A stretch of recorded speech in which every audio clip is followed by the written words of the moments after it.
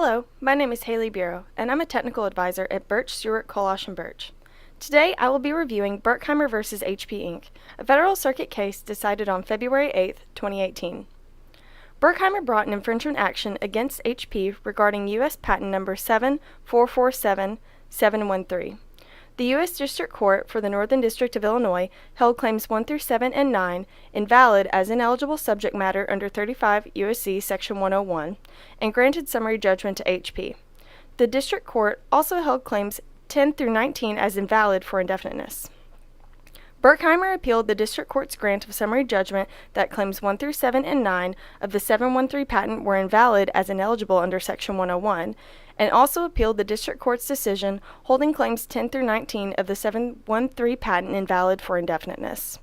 Today, I will only be discussing the appeal of claims 1 through 7 and 9. The invention of the 713 patent relates to processing a document containing an image to form object-oriented representations of a file. The object-oriented representations can then be graphically manipulated and subsequently entered into an archival database. The benefits of this invention are reducing redundancy by maintaining the relationship among the representations of the item for subsequent retrieval, editing, recompiling, and outputting the file. For example, a document containing various graphic elements could be converted to objects, and relationships between the objects and their attributes could be maintained. This would allow for group editing of one document containing images. Claim 1 recites the steps of presenting the item to a parser, parsing the item, evaluating object structures, and presenting an evaluated object structure for manual reconciliation.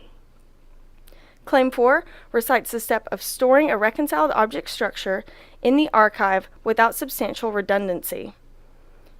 Claim 5 recites the step of selectively editing an object structure linked to other structures to thereby effect a one-to-many change in a plurality of archived items. The District Court held that claims 1 through 7 and 9 of the 713 patent were invalid as ineligible under Section 101 because the claims failed to recite any additional elements that transform the claims into significantly more than the judicial exception of an abstract idea.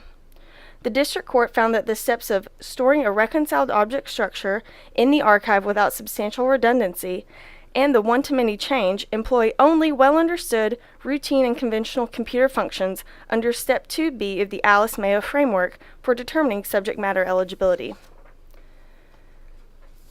On appeal, Berkheimer argued that the specification provided evidence that the features of storing a reconciled object structure in the archive without substantial redundancy and the one-to-many change were not well understood, routine, and conventional, and directly conflicted with the District Court's grant of summary judgment.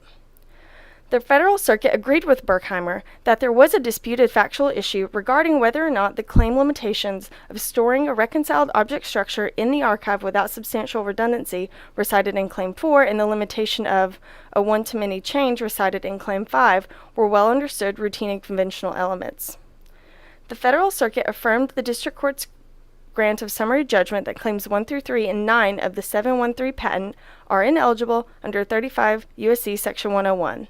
However, the Federal Circuit vacated the District Court's grant of summary judgment that claims 4 through 7 are ineligible under Section 101 and remanded for further proceedings. On April 19, 2018, the USPTO issued a memorandum on the Berkheimer decision. In the memorandum, the USPTO elevated the standard required for an examiner to reject claims based on the premise that the additional element in the claims at issue is well understood, routine, and conventional in the art. The memorandum expressly sets forth 4 ways an examiner can formulate a rejection that an additional element is well understood, routine, and conventional. First, the examiner can cite an express statement in the specification or a statement made by the applicant during prosecution that demonstrates the well understood, routine, and conventional nature of the additional elements. Second, the examiner can cite to a court decision citation discussed in MPEP Section 2106.05 D2. Third, the examiner can cite to a publication that demonstrates the well-understood, routine, and conventional nature of the additional elements. However, the memorandum makes it clear that merely citing the additional element in a single patent or published application is not sufficient to demonstrate that the additional element is well understood, routine, and conventional in the art. Fourth, the examiner can take official notice of the well-understood routine and conventional nature of the additional elements. However, official notice should only be used when the examiner is certain, based on his or her personal knowledge, that the additional elements are indeed well understood, routine, and conventional. If the examiner takes official notice and the applicant challenges the examiner's position, the examiner must provide one of the first three items or provide an affidavit or a declaration detailing the specific factual statements supporting their position under 37 CFR Section 1.104D2. Thanks for joining me, and I hope you learned something today. Stay tuned to bskb.com and on Twitter at bskbip for more upcoming videos of interesting cases and other commentary on intellectual property.